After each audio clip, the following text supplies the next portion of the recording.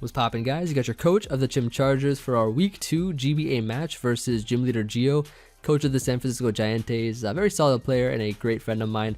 I believe he's currently 0-1. He did have to face Chimpak last week, so it was a very tough game for him. Chimpak handed him an L, and now he's up against me, so let's see if we can also do the same. We are currently 1-0, looking to be 2-0 if we can win this game, of course. Gio has a team of Mew, Rotom Fan, Mega Scizor, Ditto, Haxorus, and a Dugtrio, while we of course have the team from yesterday's building video that you guys may or may not have seen, so feel free to check that out. You get the scoop of my team and everything like that in more detail, so it's probably worth it if you want to know my sets and stuff. But in any case, so looking at Gio's team, I definitely see that he's bringing a very offensively based team. So last week we played, of course, Aster, and he brought a sort of fatter, I guess, team, like a lot more bulk. Gio's bringing a lot of offense, like just by the look of it, right? He has Dougie and Ditto, which are both, very like aggressive Pokemon. He has to play aggressively with them. Haxorus, which I definitely think is a setup set, likely going to be D-Dance or SD. Were my first impressions going into this matchup. Scizor, either going to be SD or maybe like a bulky Roost set or something with maybe Defog, because I think he'll have Stealth Rocks on either Mew or Dugtrio. He'll have Defog on either Scizor or Mew, and he has a lot of potential Scarfers. Like Dugtrio or like Ditto is going to be a Scarfer for sure because he wants to outrun my sweepers. Dugtrio likely could be a Scarfer. It could be Sash or Scarf because he may want to be faster than my Tapu Koko. Koko naturally outruns Dugtrio, so he might want to run a Scarf on that in order to avoid me going for U-turn.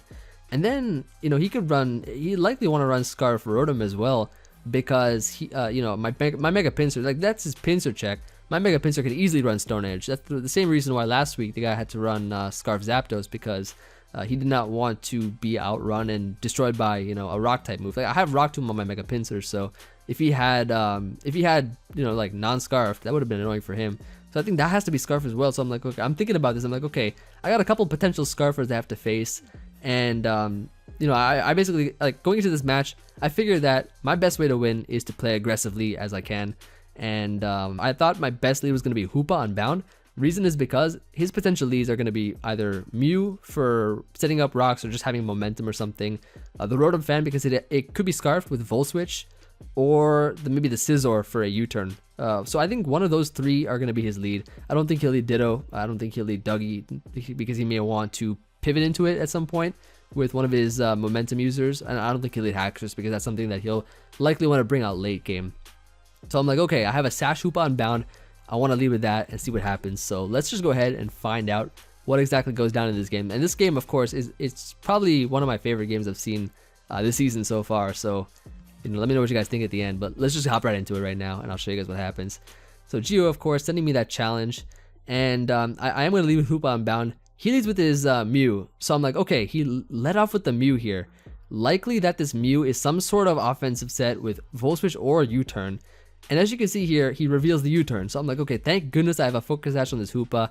I decide that he is likely going to go for one of those moves and probably go to Scizor and try to pivot into that, maybe Bullet Punch or U-turn again.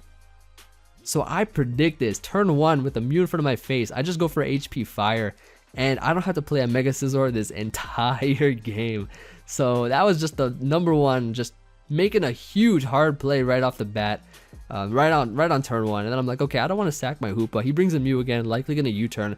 I go right into my Rocky Helmet Amoonguss named No Touch, and he goes right for the U-turn, takes some Rocky Helmet chip damage, about the same damage he gave me, and goes into his Rotom Fan, which is going to be likely an offensive set. I'm thinking I don't want to take an Air Slash, I don't want to take a Trick. I'm going to switch out here to my Tapu Koko. Even if the Electric Surge is up, he's a flying type. His electric moves do not get boosted by the Electric Surge, Electric Terrain. He goes for a Volt Switch. Judging by the damage, it is pretty offensive, a pretty offensive Rotom set. So he's going to switch on to Dougie. I have a Shed Shell, so I'm not trapped at all. I can switch into my Amoonguss. Gio somehow opens his third eye, predicts my Shed Shell, and then doubles right back into his Mew, expecting my Amoonguss to come out, and I'm kind of sitting there scratching my head like, wait, did this boy just predict my Shed Shell? I'm like, okay, I see how it's gonna be. We're making these aggressive plays. Geo's like going Super Saiyan after my Hoopa play, so he's probably making all these hard plays right now. So I'm just gonna go into Incineroar. He sets up rocks, and I can expect him to want to switch out, not wanting to take a dark type attack. He goes into his Ditto. I guess a pretty smart play to find out what set I am. I'm 4 attacks with Shed Shell, so I have this set in order for him to, if he wants to go to Ditto, he can try to be bluffed that I'm a Scarf set or some set that's locked in because I have 4 attacks, but I am Shed Shell. I go for U-turn upon his switch in and then go into my Empoleon. As he goes for a U-turn here, I can go safely for a defog. Empoleon, of course, doing what it does best. Keep note of this, analysts. You know, we're going for defog with this Empoleon here, getting rid of these rocks. And he goes right back into his Mew, and I'm like, okay, I don't think this Mew can really do much to me. I saw U-turn, I saw rocks. I could probably just get my rocks here. He reveals he also has Earthquake on it. Thankfully, I do have a Shucka Berry, of course, so I can eat this up pretty well, or decently well, and I can get my rocks up here. Now I'm thinking to myself, like, okay, I got up rocks. I feel like he'll probably want to U-turn and pivot out with momentum. He could also get up rocks here, and if he gets up rocks, that could be a little bit more annoying for me, but if I went to like Mega Pinsir or something as he got up rocks, he'd have to sack something to my Mega Pinsir. So I expected him maybe to want to go for a U-turn, and then I go to my Amoonguss to give him more Rocky Helmet damage, and he does just that. I think, you know, if he set up rocks as I went to Amoonguss, that would have been more annoying. But I guess like I could have also gotten a Pinsir as well, so that might have been annoying for him. He goes into his Rotom here as I go into my Tapu Koko, expecting him to want to go for another Volt Switch to try to get his momentum chain going, but he goes for a Trick. And we actually had a disconnection in the game happen later on. And as he tricks me a Choice Scarf, I go for the Dazzling Gleam here to get as much damage as I can. And I do get a crit on this Rotom. The crit never really happened in the recreation that we had, or in the original match that we had. But the crit doesn't really end up playing. It doesn't end up affecting the game, except for me missing out on a knockout. But I'll point that out when that happens, so you can keep a track of how many knockouts a Pokemon gets and stuff. So I'm Scarfed. I go for a Dazzling Gleam as he goes for an Earthquake. Very smart play to get rid of my Koko, because he knew I had Shed Shell somehow, and he actually went for Trick so that he could get the slow Volt Switch off, then go into Dugtrio and then knock me out. And he knew that Dazzling Gleam would not knock out Dugtrio. So now I'm just gonna go here into my Pinsir as he goes right back into his Rotom to sack it off. Normally the Rotom would take rocks and then get knocked out by Mega Pinsir. Because I critted, of course, did not happen, but in the original game, like I said, before the disconnection ever happened, his Rotom was at more health, and then I would knock it out here to a quick attack, so Pinsir would get an additional knockout here, so that's something I wanted to point out. So now he goes into his own Ditto to copy my Pinsir, and he realizes that he cannot, he can't go for a Frustration or a Return because he has max Happiness on his Ditto, so he decides to make a really nice play here, doubling out of Ditto into my Dugtrio, or into his Dugtrio, expecting me to go Empoleon because I knew that it walled his Pinsir, his Ditto. Yeah, copied my Pinsir. So he traps me, and he gets rid of my Empoleon here. So this is some really nice Dugtrio plays. I'm gonna just go right back though into my Pinsir. He sacks it off here. I have no reason not to just click Quick Attack because he could be he could, like, I don't know if he's Scarf or not. At the end of the game, he did reveal that he is a Scarf Dougie, but I, of course, could not risk that because, otherwise I'd take a rock move right then if I didn't go for Quick Attack if he wasn't locked in. So he goes into his Pinsir, goes right for the Rock Tomb, and I have to sack off my Hoopa so that I can bring in my Incineroar safely. Bringing in Incineroar, of course, is going to be really nice. Now, another new face to the team that I'm bringing for this week. That I've not brought yet. He goes for a Rock Tomb. I have enough bulk to eat that up, and I go right for a Flare Blitz. I was thinking maybe he might expect me to be Scarf and wanted to go for a Rock Tomb in order to slow me down. And because of the fact that Pinsir is going to be Choice Scarfed on his team, because it's a Choice Scarf Ditto, which copied my Pinsir, so it is going to be faster than a Scarf Incineroar. So I guess that was pretty smart if he thought that he could slow my Scarf Incineroar, but I was never Scarf to begin with. So I'm like, okay, he goes into his Haxorus. I'm going to switch out here into my Amoonguss. Full HP Amoonguss. I do pack Foul Play. As you can see, he goes for an Earthquake. And they did a bit much damage for, not having setup or anything, so I could expect him to be an Adamant Nature Haxorus. I go right for a Foul Play here, just so that I can do as much damage as I can. Then he whips out Counter, so I'm like, okay, wait. This man knew about Foul Play, and he knocks out my Amoonguss here. But at this point in the game, I'm like, okay, I played really aggressively. I know his team is offensive, which is why I saved my pincer. So I can go out into this guy here, go right for the quick attack, nice and safe, quick attack play. His last Pokemon is his Mew, and we can go ahead and knock this boy out with a frustration and win the game. So that's gonna be GG.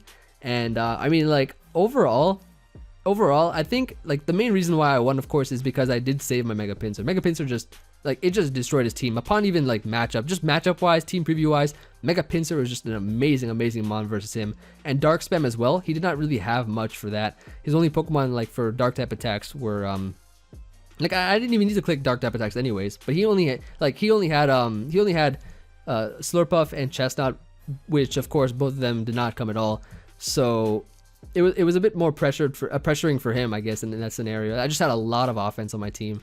And yeah, just getting up rocks really sort of pressured him around switching. I think it would have been better if he did click rocks on that one turn. It would have made me try to play around that and defog a bit. It's definitely tough to do that, especially when you know, there's so many threats on the field and stuff.